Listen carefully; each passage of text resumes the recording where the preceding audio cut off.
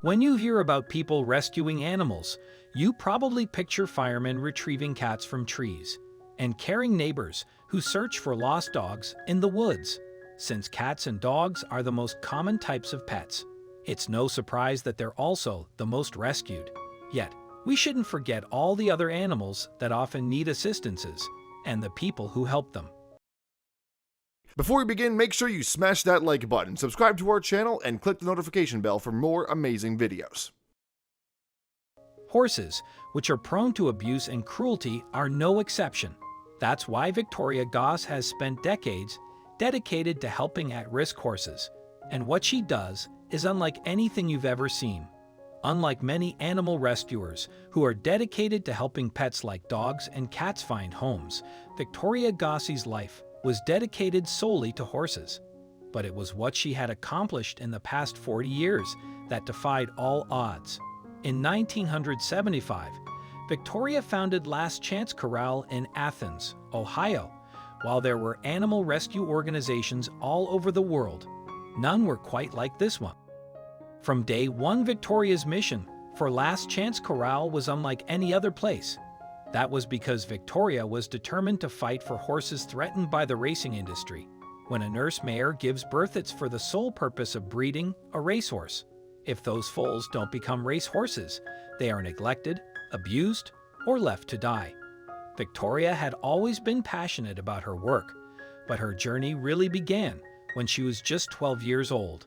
Some might say it was a very young age to take on such a big responsibility, but Victoria always knew she wanted to help horses. In a turning point she'd never forget, young Victoria used her own hard-earned money to take in a horse in need, saving it from the brink of death.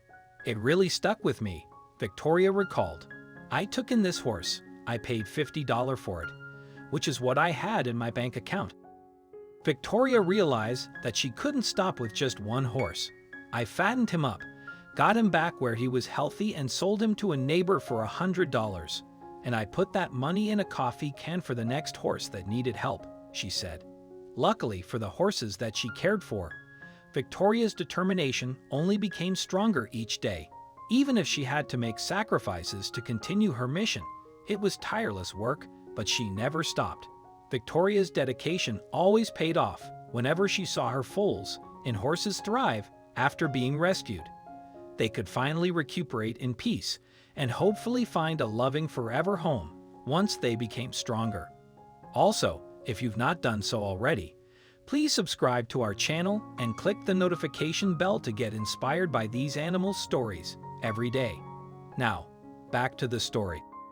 Victoria worked with a number of kind-hearted folks who would volunteer at the farm, but the visitors she really loved were the ones who adopted one of her horses. Here, our lucky mare named Daisy posed with her new owner.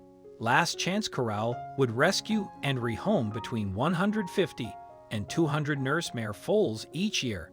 While that number may seem staggering, there was still a lot of work to do that Victoria simply couldn't accomplish alone. Adoptive families were an integral part of Last Chance Corral's success. There may not have been as many people ready or able to adopt a horse as, say, a dog, but Victoria believed that for every horse, there was somebody willing to take them in. As passionate as Victoria was about her important work, she'd likely be the first to admit that it was no picnic. Horses required a great deal of time and energy to care for after all, and the organization had little funding. That was why Victoria appreciated help wherever she could get it. The organization accepts volunteers 7 days a week, she said, but that was easier said than done when the job mostly involved shoveling poop. While there have been plenty of people willing to put the work in, and those people sometimes traveled hours to get to the farm, most of the responsibility still fell on Victoria herself. It was a big job, but she loved it. Luckily, Victoria's tireless efforts did not go unnoticed.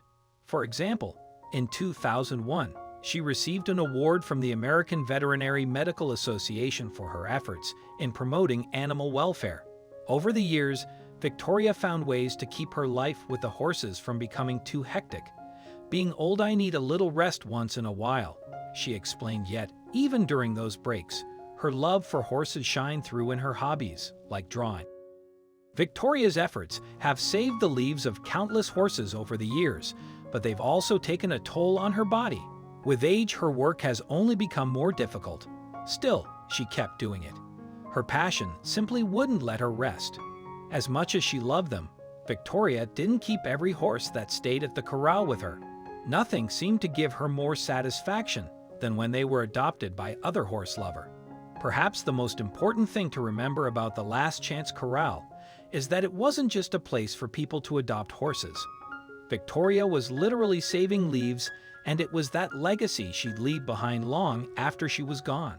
Just meet some of the horses that Victoria was able to say, "Can you believe that these horses were destined to be left to die?" Thankfully, they all found a better home at the Last Chance Corral.